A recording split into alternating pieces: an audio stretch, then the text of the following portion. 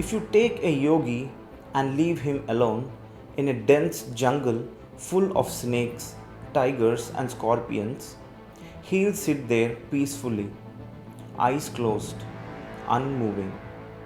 But take that same yogi and drop him into a crowded marketplace. Suddenly, he's restless, withdrawn, almost uneasy. Strange, isn't it? Why would a being who has conquered his fear of death feel disturbed in the presence of people? Today we'll explore a truth the mystics have always known, that crowds are far more dangerous than wild animals.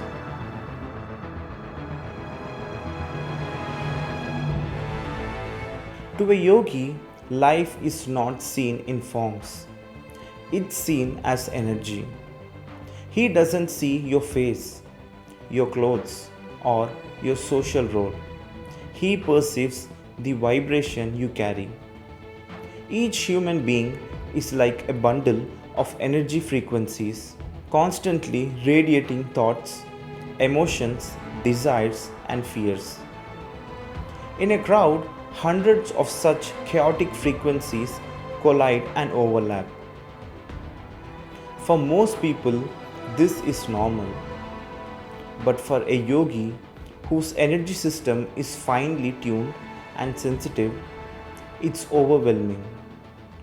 What feels like people to you feels like energetic turbulence to him. In nature, every element vibrates in harmony. The trees, the water, the animals. Even a tiger or snake carries a pure, instinctive energy. It does not deceive, it only acts when threatened or hungry. But human beings, they smile with love while holding resentment inside. They speak of peace while thinking of competition. This contradiction creates energetic distortion. So, in a forest full of wild beasts, a yogi feels safe because nature's intent is clear. In a city full of people, he feels disturbed because human intent is fragmented. When a person undergoes deep yogic sadhana, his energy field expands. His aura becomes vast, silent, and highly receptive. He can sense what others are feeling, not as information, but as vibration. If he walks through a crowded street, it's like walking through a storm of emotions: greed, anger, lust, anxiety, all clashing and entering his field. Unless he consciously seals his energy, he absorbs some of that turbulence. That's why many realized beings live in mountains, forests, or isolated ashrams, not to escape life, but to preserve clarity. Even for ordinary people, being in a crowd drains energy.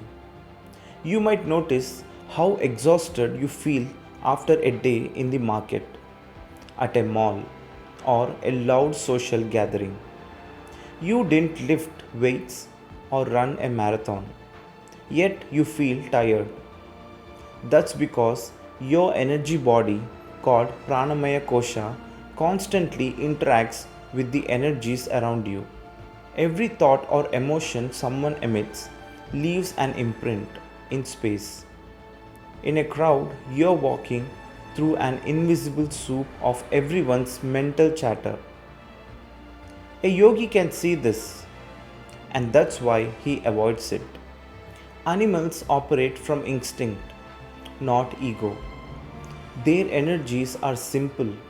They kill when hungry, rest when full, and live in deep connection with the earth.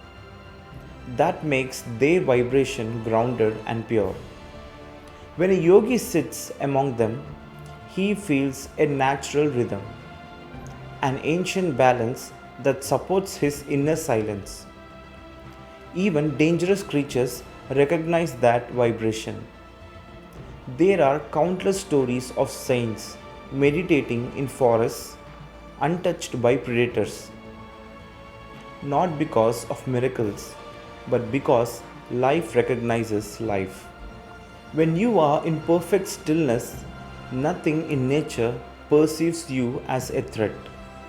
Human beings, on the other hand, are rarely in harmony.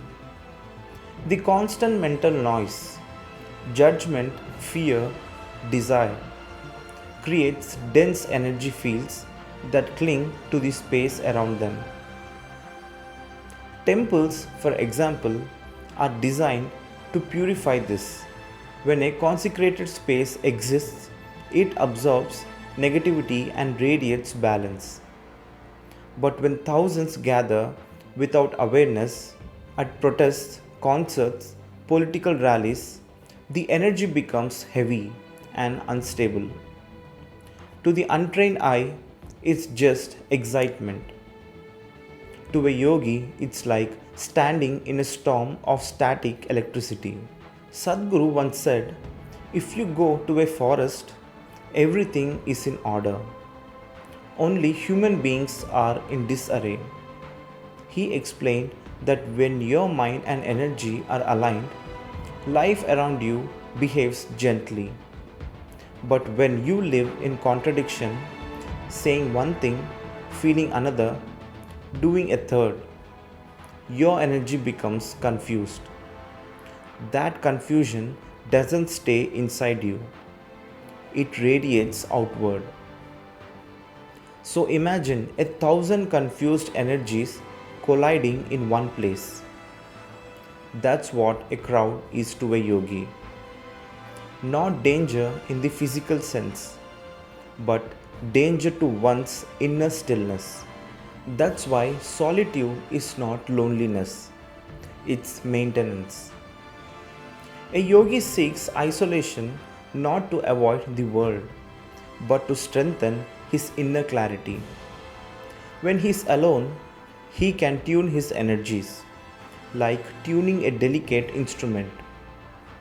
Once he is stable, he can enter a crowd and remain untouched. But that stability takes years of practice. Until then, he chooses the forest over the city, silence over noise, and stillness over stimulation. Because in silence, truth echoes louder. You don't have to be a yogi to feel the effects of energy. Notice how your mood shifts depending on the company you have. If you sit with calm, joyful people, you feel light. If you sit with angry, anxious people, your peace dissolves. This isn't imagination, it's energetic exchange. So, if you can't escape the crowd, at least learn to stabilize yourself within through breath, meditation, and awareness.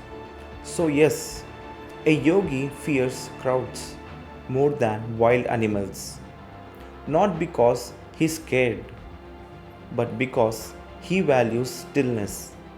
A tiger might kill your body, but a restless crowd can infect your consciousness. And that, for a seeker, is far more dangerous. If this perspective opened your eyes to the unseen dimensions of energy, don't let it stop here. Subscribe and share this video with those who crave deeper understanding of life, and continue your journey inward, where the real wilderness lies within.